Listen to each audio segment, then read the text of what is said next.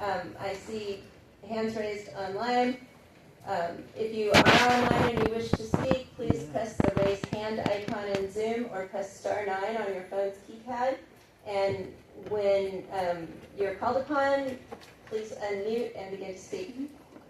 I see, going in order of how I see the hands raised, first we'll hear from Eric Lundberg, followed by David Bryant, and then a screen name that says something with regard to a hater. So, go ahead, Mr. Lundberg.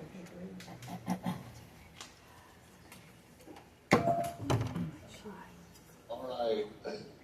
Eric Lundberg here, District 2. I'm speaking into C29. And as I read this, I find it probably the most frightening of all the proposals.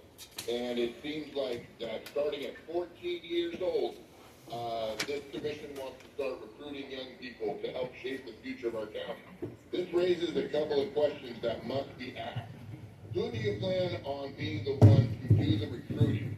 If it is anyone close to the county executive, that is a no-go for me. And I'm also concerned on who is going to oversee the commission and what exactly is the expected result as it pertains to the future of our county. What specifically? This commission is just reeks of ideological indoctrination and authoritarian extension. And especially because youth can't be put on video a lot of times because they're underage, this will lead to lack of accountability. It's very obvious that this will be biased and one-sided and ideologically leaning one way, because there is no way in hell that any good parent would allow their children anywhere near the indoctrination of the county. This is not about allowing different perspectives. It's about recruiting for future agendas and positions. With cultural and political climate here in the county, there is no reasonable and safe environment to bring these young people into. It screams secret meetings, hidden talking points, and manipulation of our youth. Olympia does this very well and has turned many high school political programs into tokens and pawns to maneuver, gamesmanship, and theater. The county is not a place for this. I'm not even sure why this is a conversation for the county charter. In the first place, the schools already indoctrinate our children. We already manipulate them towards certain ideologies, and the taxpayers are tired of paying for it. We don't need to pay for more. With youth involved, it's going to require so much more staffing, so much more oversight, so many more bodies, and that costs money. So there's the fiscal responsibility and ideological danger. Thank you. Thank you. David Bryant, and then next up is a person who has used the word hater in their screen name, followed by Zephyr.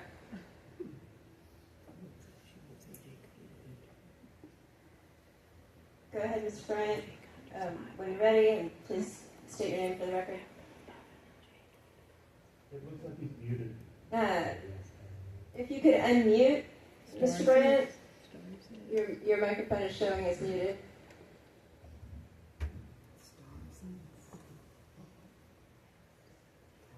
All right, so we'll move on to the next person with hater in their screen name, followed by Zephyr. Oh, Mr. Bryant? No, okay, and then we'll come back. So go ahead. Please state your name and your council district. My name is Jake Hunter is a hater, and my council district is District 3. What day was it yesterday? Oh, but with your new accepted language, you can't even admit that a father has a penis. These woke I'm sorry, I'm going to stop this. Please, this is not, would you please direct your comments to something that is actually a proposal that's pending before us? It's related to C18, or sorry, C13. Can I reset my clock? There's no C13 pending. Please direct your comments to something that's pending before the commission. Yeah, it's the youth commission. So can I get my time back, please? Go ahead and please keep your comments addressing a proposal that's actually before. It is some context. I gotta get the context. This is how the story goes. But anyway, they want to wipe out gender entirely by forcing he/him pronouns and all the other nonsense that Democrats keep ramming down everyone's throats. These leftist radicals don't want actual men or fathers in the picture anymore. They push this delusional transgender agenda where biology is ignored, where any man can claim to be whatever he feels like this week, and where he/him pronouns get shoved into the schools, workplace, and government like it's some mandatory religion. The Democrats are the ones driving this pronoun obsession, all to erase the simple fact that fathers have penises and women have their own biology. It's designed to break down families and raise kids who can't even name basic differences between men and women. This is what the county wants to do to your children. That's precisely why we have to support Sheriff Schwank right now. He's one of the few willing to stand up and say this gender-denying nonsense is destroying real families and real men. Swank calls out the mental health problems tied to this agenda and refuses to play the pronoun game or go along with the racing fathers. That's why the same radical crowd on the Charter Commission is working to remove him and turn the sheriff into an appointed position. They can't handle a straight-talking man who won't bow down to their forced, retarded language and biological denial. What day was it yesterday? It was a day meant for real fathers to have penises and raise their children with actual manhood. Don't let the Democrats and their woke extremists rewrite that with he, him, demand, and this whole gender erasing cult. Back Sheriff Swank. Keep pushing back against the pronoun nonsense and the push to pretend men and women don't exist. These radicals can take their he, him, they, them, all that bullshit rules and their father erasing plans and shove them where they don't belong. Thank you all, and I hope you all go to hell. Thank you. Thank you. David Bryant, are you able to speak? If so, please unmute your microphone. Looks like Mr. Bryant is still muted, so while he's sorting that, we'll move on to Zephyra, followed by Christy Gledhill, followed by somebody who has a screen name showing as A parenthetical 2. So go ahead, Zephyra. Please state your name and your council district. Hello, yes, my name is Zephyra. I live in District 4, and I'd like to express support for the Youth Commission. I think there's many things that we trust young people to make decisions on. They're allowed to work, they're allowed to take on student loans, they're allowed to drive light vehicles, and sign up for the military. And for all these reasons, they get all these responsibilities, and they deserve to have the input and shaping the path that our county takes in the coming years. And furthermore, I think that young people have really good insights into what kind of strategies can be most effective in reaching young people and getting them to be civically engaged. They might have approaches that might not occur to us as older people. So therefore, I think that their input would be really valuable to include. Thank you. That's everything. Thank you. We'll try Mr. Bryant again. David Bryant. I'm sorry, I don't think there's an R in the name. Bryant. That's how it's written. Maybe that'll help. No, it's still showing as needed. So moving on to Christy Gledhill, followed by screen name capital A, parenthetical 2, with Sydney Hennessy following after that. Star 6. Star 6. Thank you, Commissioners. Christy Gledhill, District 7. I want to address proposals C29 and C18 this evening. First, regarding C29, nothing about us without us is a foundational mantra of the disability rights and self-advocacy movements. The phrase was popularized in the 1990s, but the idea of participatory representation originates from a long history of political and human rights advocacy. It's true for me personally, and I can see how we'd be in a lot better shape as a civil society today if more of us had had the opportunity to engage in the democratic process in a meaningful way at a way younger age. I urge you to pass this proposal on for consideration by the voters of Pierce County. And then on C18, regarding juvenile justice independent oversight, for some of the same reasons I am in favor of the Sheriff Ombud's proposal going to the ballot, I believe independent oversight of our county's juvenile justice facilities requires independent oversight. According to an article this month in the News Tribune, in the last 6 months, Pierce County has awarded $9,745,000 to people who allege they were abused as children while detained at Raymond Hall. That is sickening on so many levels.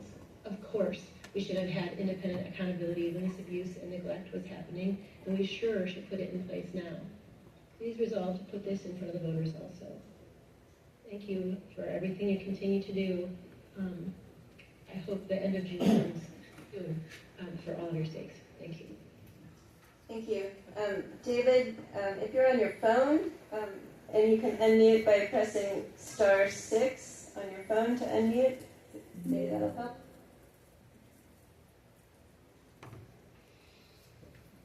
Still showing as needed. So we're going to go to speaker with screen name A, parenthetical 2, followed by Sydney Hennessy, and then Tony Taylor.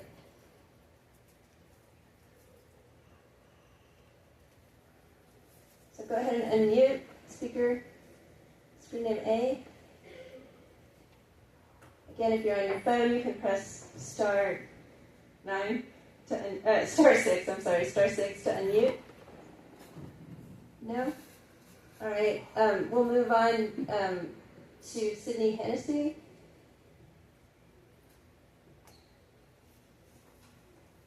There you go. Go ahead when you're ready. Thank you. I'm Sydney Hennessy, District 7. Chair and Commissioners, thank you for the opportunity to address all of you. My concern is many of these proposals will add more expense and financial burden to Pierce County taxpayers. On C-18, can it be demonstrated that this proposal will better address problems in the juvenile justice and custody system than the current methods? Would there be a need for additional hired staff, and does this proposal address this? Is there an additional budget for the recruitment and hiring process for the prospective review team, or will the current function be entirely replaced by the proposed charter? My suggestion is to address this proposal at another time after a thorough feasibility study has been conducted. The taxpayers would appreciate this. Thank you. Thank you. Mr. Bryant, give it another go. Are you able to unmute? Do we want to just kind of those two last and then hear everyone else, or just want to keep going back and forth? Well, if he's able to speak now, is he or not? No, still showing as mute. So I think that's a good suggestion. I'm going to skip over these two names, David Bryant and screen name A for now, and we will pick them up at the end of those that are listed as wanting to speak. So next is Maxine, followed by Mr. Pollack, followed by William Jones. Hello, good evening, everybody. I'm Maxine Herbert Hill, and I'm in District 1. I've got several concerns, but I'll just make them quick because most people have already said what I'm already thinking. C-29, the Young Persons Commission, I'm really not in favor of that one for many of the reasons that have already been stated. There are many, many opportunities for students and young people to be engaged in civic activities. And what needs to happen is that these opportunities need to be showcased rather than creating another commission for that. We don't have any money for that kind of thing. And another one is that Sheriff Ombuds one. Neither do we have any money for that. And because the county is and the state are weeping and wailing because they don't have enough money, even though our taxes continue to rise, we must not engage in more authorizations that are going to cost us a lot of money. We need to vote for our sheriff, and I know that there are already internal controls to manage any bad behavior or appearance of wrongdoing. So I'd rather stick with what we have in place and take care of it that way. The C-40, the vacancies one, I can't really make much sense out of that one, and I wish it had been written differently so I could feel confident that I know really what it says. I'm just kind of disappointed in this commission altogether that they haven't realized many of the things that most common people understand, particularly where it relates to the opportunities the young people have. I would think that folks that, like you guys, all of you, are pretty well engaged in public activities, and you would know things like that. So anyway, that's all I really wanted to say this evening, and I wish you all well. Thank you. Thank you. Next to speak is Mr. Pollack, followed by William Jones, and then Jeff Pack. Pollock fell out, so it's Jones next. Yes, Mr. Jones. Wait, Paula. Oh, what? Oh, I see. Pollock. Mr. Pollack, wait, what's going on? It's Pollack, thank you. Members of the council, I've been listening to this whole debate about changing the sheriff from elected to appointed. And you know what? You're right. We should appoint the sheriff. It should be appointed by President Donald J. Trump, the President of the United States. And he should appoint a sheriff like Joe Arpaio, the kind of sheriff who puts illegal aliens in tents outside and makes them earn their keep. Because, let's be honest here, we're going to hand the power to appoint the top law enforcement officer of one person Why not give it to the guy who actually believes in enforcing the border and the law? President Trump would pick someone who doesn't play games with sanctuary policies or let repeat offenders walk free. He'd pick a sheriff like Arpaio, who built tent cities for inmates and wasn't afraid to round up people here illegally and hold them accountable. That's real enforcement, not the soft-on-crime nonsense we've seen in too many places. These appointment schemes always sound good on paper until you realize who might be doing the appointing. If we're going to rip this decision away from the voters of Pierce County, let's do it right. Let the president handle it and give us a sheriff who will actually secure the country instead of worrying about political correctness or activist demands. But here's the thing. If the goal is truly better law enforcement, then maybe we should just keep electing sheriffs who understand that job. Sheriff Swank has been doing exactly that, standing up for real enforcement and refusing to cave to the latest trends, like transgenderism, or gay pride month, or many of these other homosexual activities, or any of these stupid things. Appointing the position sounds like a power grab, but if we're going to play that game, at least make it where the president picks a proven hardliner like Arpaio. So yeah, go ahead and appoint the sheriff. Just make sure it's Trump doing the appointing and we get results instead of excuses. The voters deserve better than another layer of politics dressed up as a form. Thank you all. Thank you. William Jones, followed by Jeff Pack.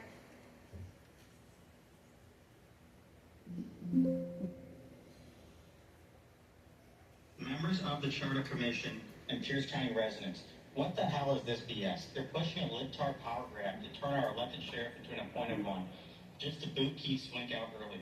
These libtards couldn't beat him at the ballot box, so now they're trying to cancel him with this retarded charter change. Pure libtard politics. The whole council, I can address the council as a whole, I just can't address any individual people, so you're all libtarded. Sheriff Swink tells the truth about transgender insanity, and that's why these libtards hate him. Transgenderism is retard insanity. Men cannot become women. Swain called it a mental health issue and pointed out the pattern of transgender shootings. These libtards on the commission and the woke mob want to investigate him for saying trans women are men. That's the real retarded move. The transgender retard agenda pushes kids getting mutilated, men and women's spaces, and denying basic biology. These blue hair, obese, yes, obese libtards call it progress while actual women and kids get screwed over. Swank refuses to play along with that retarded delusion, so the far left are here coming after him. Keep the sheriff elected by the people. Don't let these libtards steal our democracy. Vote no on this retarded ballot measure. Support Sheriff Swank. He's not one of these liberal retards pushing transgender insanity. These libtards need to fuck off already. Thank you. Thank you. Jeff Pack.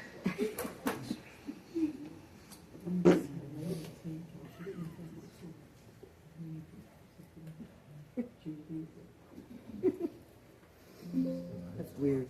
Go ahead. Yep, go ahead and state your name and your council district, please. Thank you very much. My name is Jeff Back. I'm in District 2. I have a very fundamental problem with this entire proceedings here. As some of the previous speakers have noted, I see a very incredibly liberally biased woke agenda from this entire set of proceedings.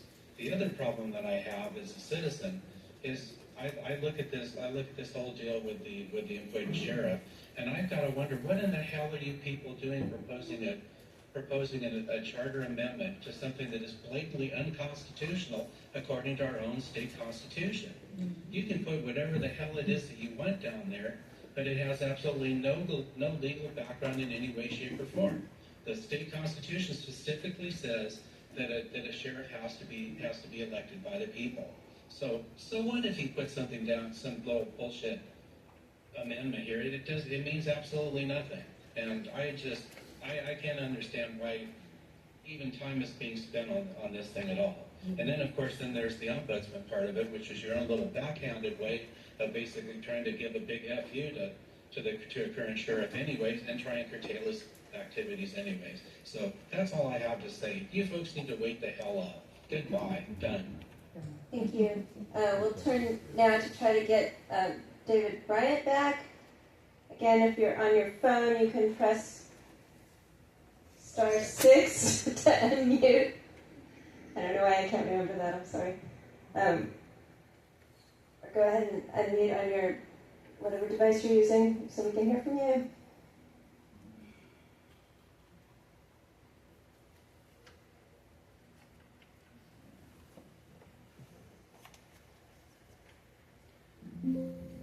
David Bryant. So we're still showing you as needed. We're going to move on to the next speaker. Come back to screen name A, parenthetical 2. Again, you can press *6 if you're on your phone to unmute, or unmute on your computer or whatever device you're using.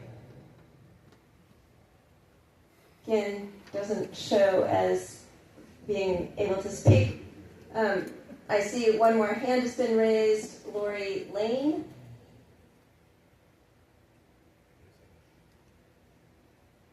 So, Can you hear me? yes, we can hear you. Thank you. Go ahead. Okay. Please state your name and your council district. And you wonder why you didn't hear from me there, because I'm virtual, okay? Also, by the way, the one thing I want to start off with is Amendment C1. I am so against this. I, too, met Keith Swank in person and elected him because I liked what I saw. And a lot of people felt the same way. We should be able to elect the sheriff we choose, not have him appointed. Seems to me that us citizens have a plentifully effective way. If a sheriff ever is an issue that we don't like, and they are often accountable to their local citizenry. So my thing is, I think this is C1 is a horrible idea, especially when you consider that the bill 5974 that it was inspired by is still in hold, going through the court system. If it's that bad in the courts, that ought to tell you something, okay? Not only that, I'm not a real fan of this Ordinance 1, where there's a financial chief officer. When we're low on money, you do realize we as taxpayers are taxed enough already. This spending simply must stop. Period. And it's time to leave our sheriff alone. Thank you. Thank you. So I'm going to try one more time to get David Bryant, and then if we're unable to, we'll move on. David Bryant, if you can unmute. Does not appear that that's able to be accomplished. So we will move on to the last speaker with a raised hand, which is speaker screen name A2. Yes. There we go. So, please state your name and your council district, and then go ahead. I am in District 10, and I want to explain a couple of things to you guys since you. Will you please state your name, since your screen name doesn't give us your name? My name is Mark Abrams. Thank you. I'm in District 10. Thomas Jefferson once said, "When injustice becomes law, resistance becomes duty. Absolute power corrupts absolutely." With that being said, 18 U.S.C. Section 242, you guys are all guilty of it. There are approximately 952,790 residents in Pierce County that Sheriff Swank is responsible for. Yet you won't fund this department. You want to play games. We've had multiple murders up here because of the games you play. And by the way, it's not Mr. Swank, it's Sheriff Swank. To every last one of you, right down to me. See, you forgot who you work for. That would be us, the people. We are your boss. So listen up, since you failed to listen last time. You were going to open up a can of worms you can't close. So I guess if we can just, assign who we want to do what we want instead of electing it like due process insinuates, then I guess all of you are all going to get fired. Every last one of you. Now let me ask you something, and I want you to think about this. You like mobs? Good. Because out of the 900 and some, almost million people here, minimum 1/3 of them are combat veterans who took an oath to this country. You think they won't roll up at your house at 3 a.m. with a loudspeaker and remind you of that? They will. Your neighbors will hate you. They will dox you. And I frankly won't care. I will cheer them on. You leave our sheriff alone. You let him do his job. you will fully fund the department or you will be gone. You tell Ryan Mello, wherever the hell he is, he wants to play political games, he can come talk to me. I'll play with him all day long. But we are done with this nonsense. You people are the T-12. All right, thank you. That's your time. I see an additional hand raised, a screen name that has the word hates in it. Please unmute and please state your actual name and your council district for the record. My actual name is Hunter Lakin Hayes Keys. Point of order. Point of order. Excuse me, please pause the clock. Point of order. This is the third time this person has called in, and they are using different names each time they're calling. I'm inclined to agree that it sounds very much like the person that we've heard from several times. We've asked that people be allowed to speak once, if that was in the room or online. That is the case. So I'm going to move on to the last person who has indicated they wish to speak, which is David Bryant. We'll try him one more time.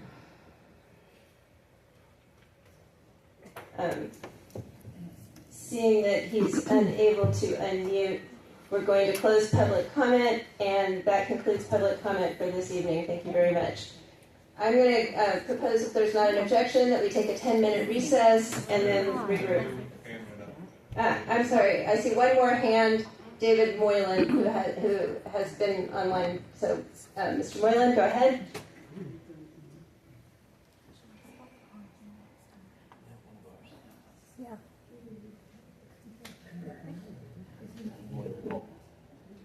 Mr. Moylan, whenever you're ready. Good evening, Commissioners. My name is David Moylan. I'm a resident of Pierce County in Council District 7. Here to express my opposition to Proposition C-29, which would enshrine a Youth Persons Commission and an Office of Children and Youth directly into our county charter. I want to be clear, I support youth engagement, but embedding a new commission and a new executive office into the county's foundational governing document is the wrong approach, and I urge this commission not to advance it. First, the charter is not the right home for this proposal. Our charter is a constitutional document meant to define and structure of government, not to mandate specific programs. If we charter every well-intentioned commission, we create a rigid document that is nearly impossible to adapt. Programs serving youth are best established and resourced through the ordinary legislative process, by ordinance, where they can be evaluated, funded, and adjusted without requiring another countywide vote. Second, this proposal creates a new layer of bureaucracy with no clear accountability structure, no defined budget authority, and no specified relationship to existing county departments that already serve young people. Adding an Office of Children and Youth to the charter without those details is premature, and it puts voters in the position of approving something they cannot fully evaluate. Third, Pierce County already funds youth programs through Human Services, Juvenile Court, and community partnerships. Before we write a new office into stone, we should ask what gaps exist that current programs cannot fill. That analysis has not been done here. The Charter Commission... That was his time. Oh, I'm sorry, that's your time. Tony Taylor is next. Tony Taylor.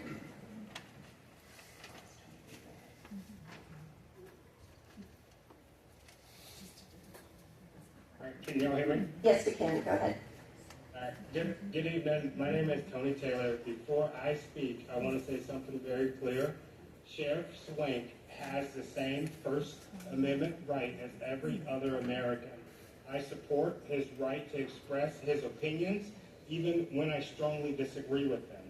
However, serving as a sheriff comes with responsibilities that go beyond those of a private citizen. A sheriff must serve every member of the community fairly and impartially. When public statements cause people to question that impartiality, Those concerns deserve to be taken serious. Recently, Sheriff Swank made public statements about transgender people, immigrants, protesters, people involved with the criminal justice system, and people with disabilities. He has also said that he is proud to have more complaints than any other sheriff or law enforcement officer in the state. As a black man, I find those comments deeply concerning. I also heard Sheriff Swank say he was proud that he would be hiring a bunch of Swanks working for him. That left me with a simple question. Would someone like me be treated fairly? I'm also asking that question that others probably are asking too. Public trust is the foundation of effective law enforcement. People need to believe that they're treated fairly when they ask for help. I'm not talking about punishing him. I'm talking about representing and recognizing words that matter, especially when they come from the highest ranking law enforcement official in the county. Protecting free speech and protecting public trust are not opposing values. They are both essential to ensuring every member of our community has confidence in law enforcement. And I want to tell y'all, please keep up the fight. Don't let them win this. This is hate speech, 100%. And I appreciate all Thank of you. you. That's your time, Mr. Taylor. So with that, I'm going to close public comment. Did you want to try Bryant one more time? We can try Mr. Bryant one more time.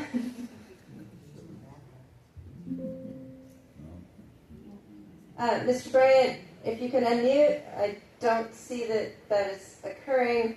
So I would encourage you to email any public comment that you might have to us, and we will take it in as written comment. So with that, I am closing public comment. And again, if there's no objection from the commission, we will take a 10-minute recess. Seeing none, we will reconvene at 7:41. Thank you.